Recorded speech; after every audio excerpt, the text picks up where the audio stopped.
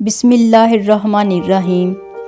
یہ ایک حقیقت ہے کہ جنات اس دنیا میں پائے جاتے ہیں اور قدرت نے انہیں کئی طاقتیں عطا کر رکھی ہیں۔ وہ کھاتے پیتے اور زندگی گزارتے ہیں۔ کل نفس ذائقۃ الموت کے مطابق موت کا ذائقہ بھی چکھتے ہیں۔ اب سوال یہ پیدا ہوتا ہے کہ آخر جنات کو موت آتی کیسے ہے؟ کیا ان کی روحیں بھی انسانوں کی طرح قبض کی جاتی ہیں؟ اس حوالے سے اسلامی روایت کیا کہتی ہے؟ قرآن مجید فرقان حمید میں سورہ الرحمن میں ارشاد ربانی ہے، جو کچھ زمین میں ہے سب کو فنا ہونا ہے، صرف آپ کے پروردگار کی ذات باقی رہے گی جو کہ عظمت والا اور عزت والا ہے۔ اس آیت مبارکہ سے یہ بات تو معلوم ہوتی ہے کہ ہر جاندار کو موت کا ذائقہ چکھنا ہے۔ جبکہ جنات کی پیدائش کے مقاصد پر بات کی جائے تو قرآن مجید فرقان حمید میں واضح طور پر بیان کیا گیا ہے کہ جن اور انسان اللہ تعالیٰ نے اپنی عبادت کے لیے پیدا کیے۔ ارشاد ربانی تعالیٰ ہوتا ہے، اور میں نے جنات اور انسانوں کو صرف اس لیے پیدا کیا کہ وہ میری بندگی اختیار کریں۔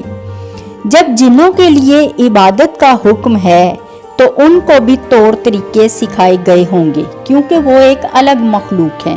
لہٰذا قرآن مجید فرقان حمید میں ایک پوری سورہ جن کے نام سے ہے، جس میں ایک جگہ ارشاد ہوتا ہے کہ جنات کی ایک جماعت نے میری دعوت کو غور سے سنا تو جا کر اپنی قوم سے کہنے لگے کہ بے شک ہم نے ایک عجیب کلام سنا ہے جو کہ ہدایت کی راہ دکھاتا ہے، سو ہم اس پر ایمان لے آئے اور اپنے رب کے ساتھ کسی اور کو ہرگز شریک نہیں ٹھہرائیں گے۔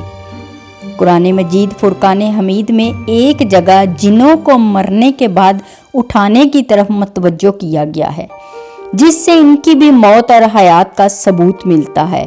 لہٰذا فرمانے باری تعالیٰ ہے کہ اے گروہ جنات، وہ انسان بھی ایسا ہی گمان کرنے لگے جیسا گمان تم نے کیا کہ اللہ مرنے کے بعد ہرگز کسی کو نہیں اٹھائے گا۔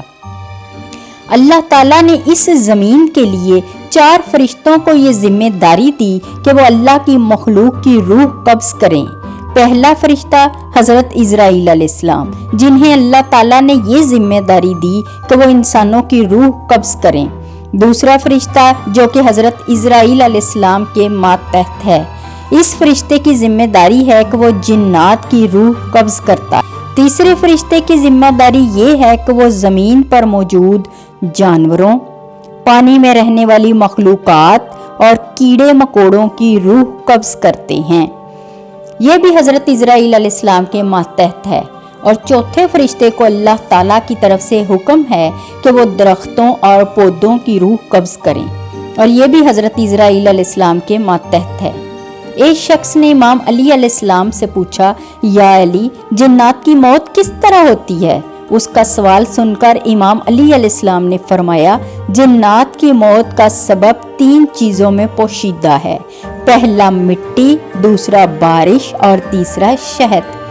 جب جنات کی زندگی کا خاتمہ ہوتا ہے تو حضرت اسرائیل علیہ السلام جنت میں موجود شہد کی نہر سے چند قطرے شہد کے اٹھا کر جنات کے ماتھے پر رکھ دیتے ہیں، اور یوں جنات تڑپ پڑتے ہیں، اور پھر وہ جن جو اللہ کے قوانین کو تسلیم کرتے ہیں ان کو سرور عطا کیا جاتا ہے، اور جو جنات انسانیت کو گمراہ کرتے ہیں، موت کے وقت وہ کہتے ہیں کہ ہم نے اپنے آپ پر بڑا ظلم کیا۔ شیطان کھڑا ان کو دیکھ رہا ہوتا ہے اور کہے لگاتا ہے۔ دوستو، روایات میں آتا ہے کہ جنوں میں بھی مسلم اور غیر مسلم پائے جاتے ہیں، اور اس سے یہ ثابت ہوتا ہے کہ جنات میں انسانوں کی طرح موت اور حیات ہے، اور ان پر بھی شرعی احکامات لاگو ہوتے ہیں۔ اللہ حافظ۔